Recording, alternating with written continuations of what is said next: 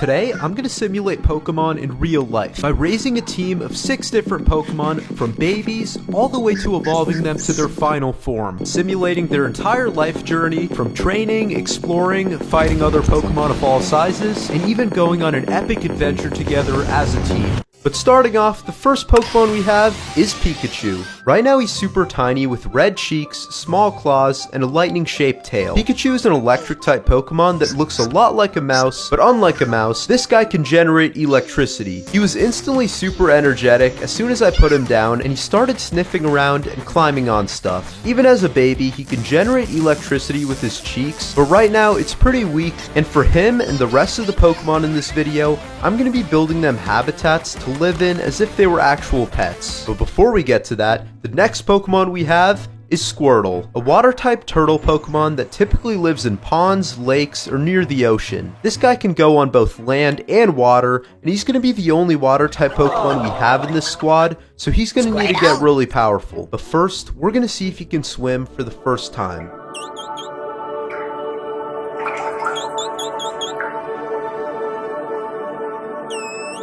Okay, looks like he's pretty good at swimming. Squirtle is also one of the only Pokemon that can completely hide inside of his shell to avoid larger predators, which is definitely going to be useful because right now he's really small. But this next Pokemon is a grass type. This is Bulbasaur. He loves plants, so I immediately let him out in a garden and he started exploring around and eating tomatoes. Bulbasaur has a large plant bulb on his back that he uses to create energy with photosynthesis from the sun, and just like Squirtle, he's going to evolve twice and turn into a much more powerful Pokemon. But while he explores around, let's move on to the next Pokemon, which unlike the 3 we've seen so far, this one can fly. This is a Pidgey, a bird Pokemon, who I let out in my kitchen, and he quickly started flying around and messing with everything he saw. He started tapping on the microwave, picking at a plant, and he seems very energetic, which is good, because throughout the video, he's going to evolve into larger bird Pokemon. But for now, hopefully he doesn't learn how to open a window. But inside of this next Pokeball is a Diglett. Diglett is a ground-type Pokemon who loves the ground, and I'm going to place him on the ground and see what he thinks.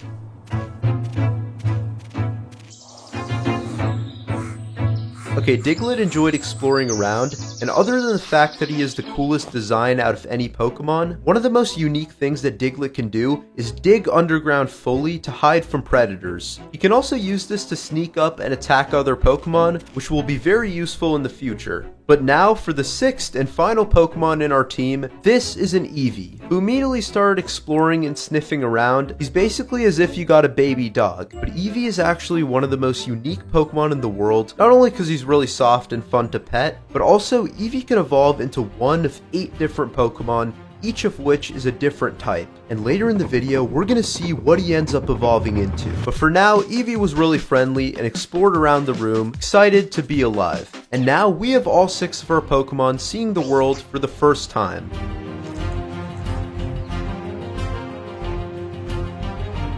Okay, but these guys can't just live in random areas around the house, so we're gonna build each of them their own habitat to live in. These are 6 empty habitats, and each of them are gonna be customized to fit one of the Pokemon. Starting off with Pikachu. For this one, I included a bunch of stuff like a hamster wheel for him to run around on, these electrical transmission towers that he can power up and train with, and some random objects like some logs, a cave, and some plants. And now, I'm gonna see what he thinks.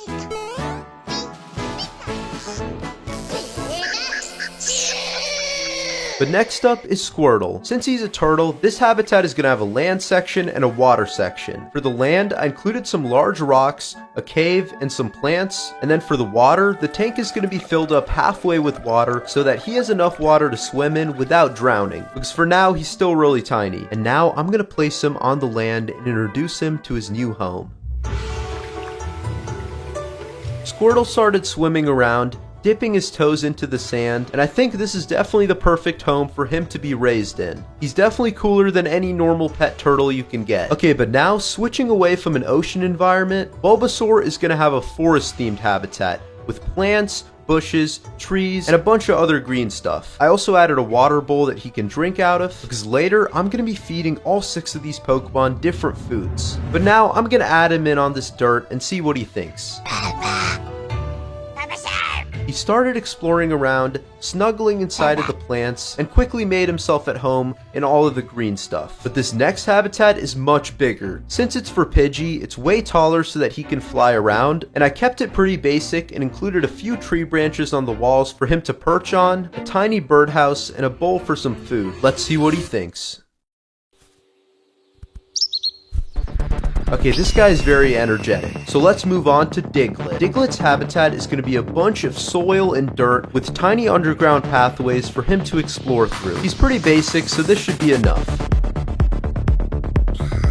Okay, finally, Eevee's habitat is going to be the largest since he needs a lot of room to run around. For this one, I included a carpet, a small dog bed, a bowl for water and food, and some random toys and Pokemon stuffed animals scattered around the place. Let's see what he thinks.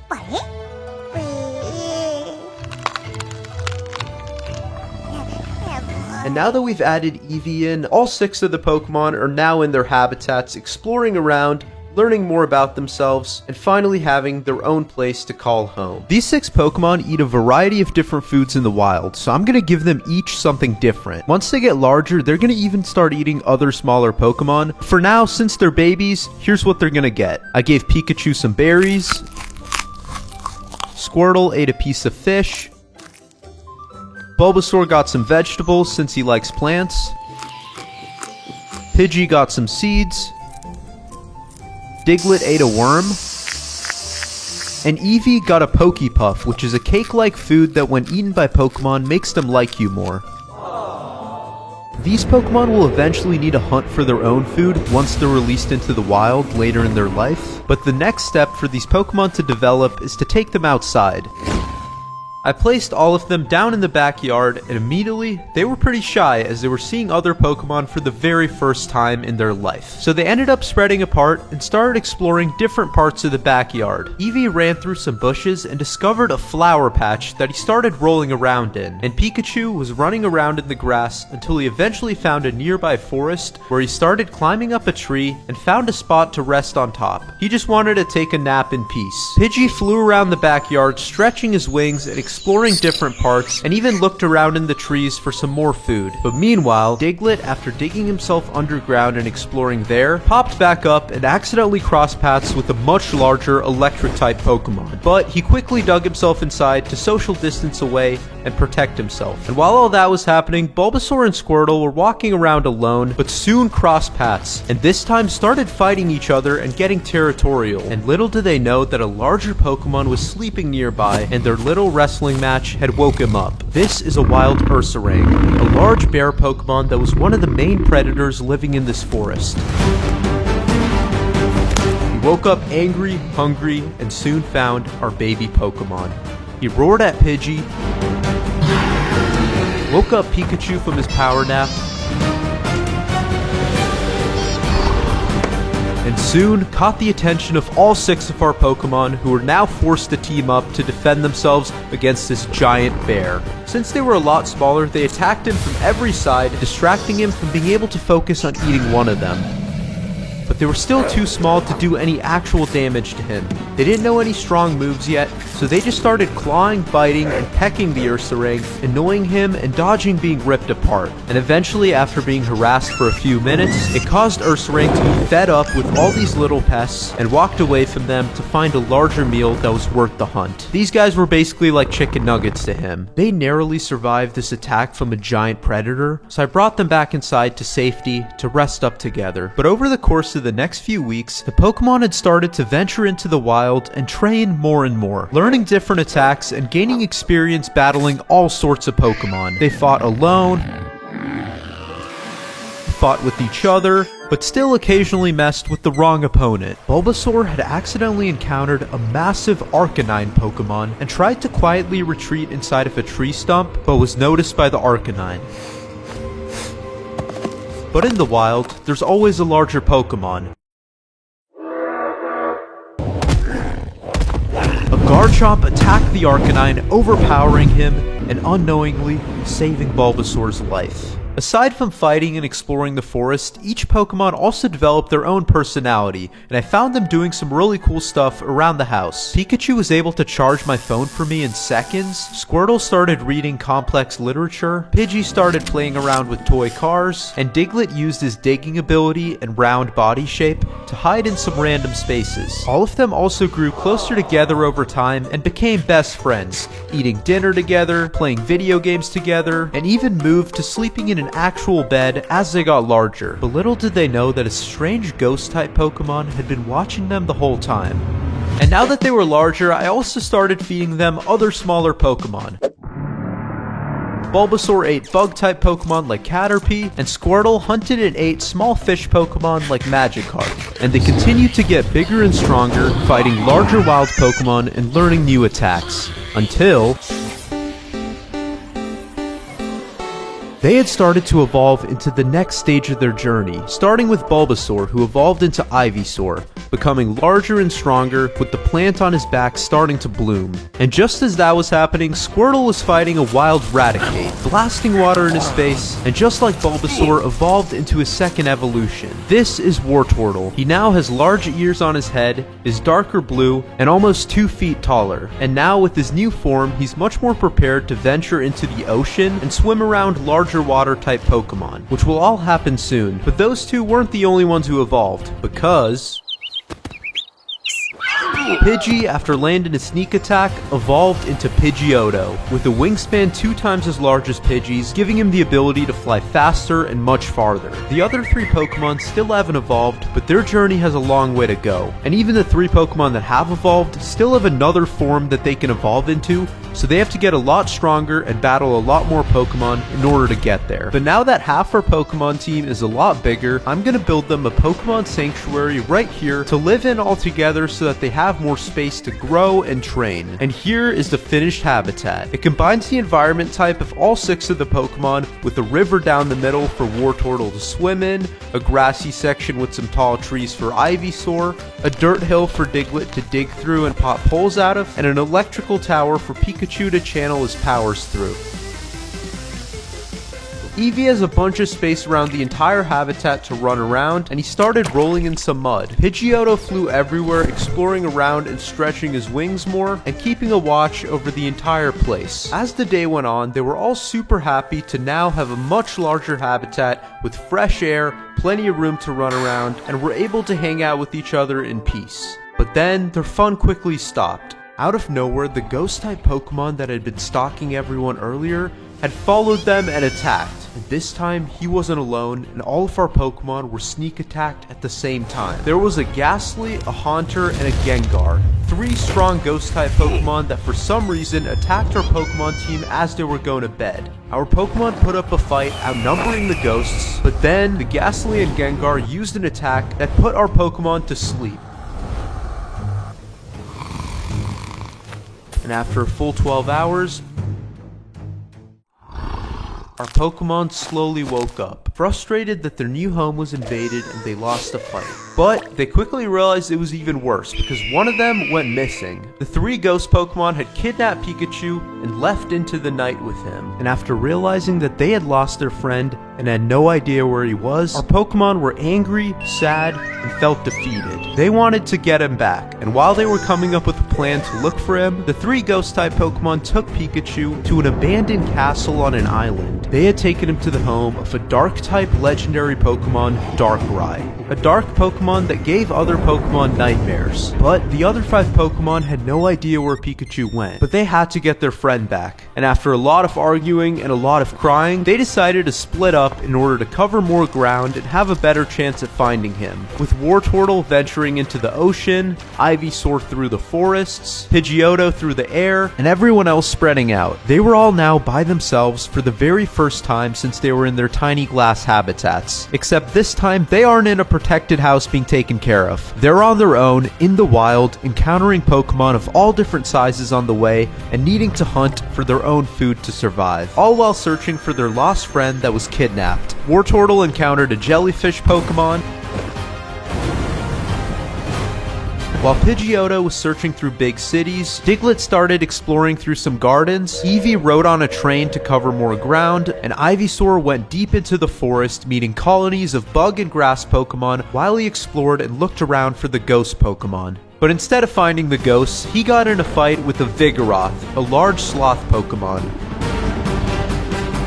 And after absolutely pummeling him, Ivysaur became the first Pokemon to evolve into its final form, a Venusaur. Now over 220 pounds and over 20 times the size of when he first got him, this guy was a beast. And around the same time,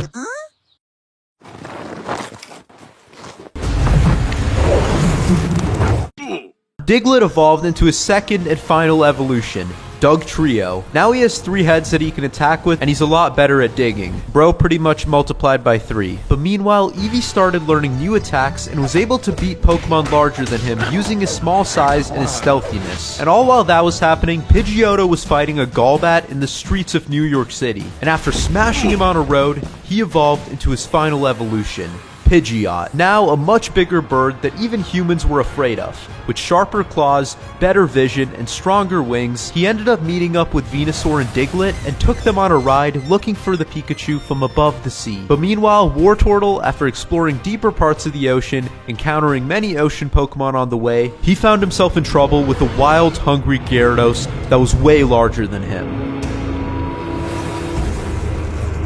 And right as he was about to be finished, the Wartortle evolved into his final evolution, Blastoise. Now able to stand his ground against the Gyarados, he managed to get away and swim through the ocean as one of the most feared beasts in the sea. He had gone from a baby Squirtle that wrestled a tiny Magikarp to now eating large fish Pokemon like this wild Basculin. And after many more days of swimming and exploring the ocean, he was the first to find Pikachu after landing on the island. The island was filled with purple fog, and Darkrai sat on a throne in the middle of it with Pikachu asleep in front of him, surrounded by dark energy. And soon, the other Pokemon arrived, joining Blastoise and finally regrouping. 4 out of 5 of them had now evolved into their final evolution. They were stronger than ever before and walked towards Darkrai, ready to get their friend back. But Darkrai wasn't alone. He summoned an entire army of ghost-type Pokemon that attacked our team and instantly turned the island into chaos.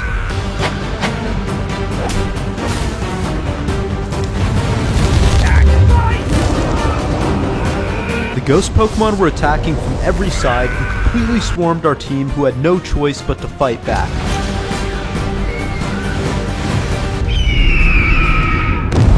But unlike last time when their home was invaded, our team were now able to overpower the ghost Pokemon despite being outnumbered and surrounded. As after evolving, learning new attacks, and gaining experience on their journey here, our Pokemon were much stronger and soon defeated all of the ghosts, leaving Darkrai alone and the only thing that stood in their way. But Darkrai wasn't any ordinary Pokemon. He was a legendary Pokemon and the strongest that any of them had ever faced before. He was now ready to fight them and started flying up into the sky. Our Pokemon decided to strike first and fired attacks at him, but Darkrai used his power to block all of them and launch counterattacks. He fired a Shadow Ball at Eevee and Dugtrio that left them suffering in pain, and he blasted Venusaur and Blastoise with dark energy that knocked them down. Pidgeot tried to attack from the air, but there was no point. Darkrai was too fast and blasted him to the ground, leaving him in constant pain. But little did Darkrai know that while he was doing all of that, Pikachu had slowly woken up under his chin and ran away to not be spotted. Pikachu ran to the back of the island, trying to think of a plan to save his friends, who were suffering from Darkrai's wrath. But just as that was happening, a bright golden light had caught his attention. Pikachu walked up to the chest that it was coming from and found a golden stone inside. This is a Thunderstone that Pikachu immediately grabbed, causing him to evolve into a Raichu, Pikachu's final evolution with more enhanced electric powers. But that Thunderstone wasn't the only stone in the chest. Raichu decided to grab the bright red stone, which was a Firestone, and he ran back into the battle with it, where he threw it at the only Pokemon that hadn't evolved yet, Eevee. who despite being in pain from Darkrai's powers, consumed the Fire Stone, turning him into a Flareon. He now evolved from a normal type Pokemon into a fire type Pokemon and learned new attacks that he could use. But right as Raichu threw the stone, he had caught the Darkrai's attention, who shifted his focus at him, angry that he had been able to escape right under his nose. But before Darkrai could launch an attack, Raichu quickly tackled him using all of his electric power, shocking him in place while clinging onto his floating body. And while this was happening, the other Pokemon had started to recover to their feet, and seeing that Darkrai was paralyzed by the Raichu, they all fired attacks at him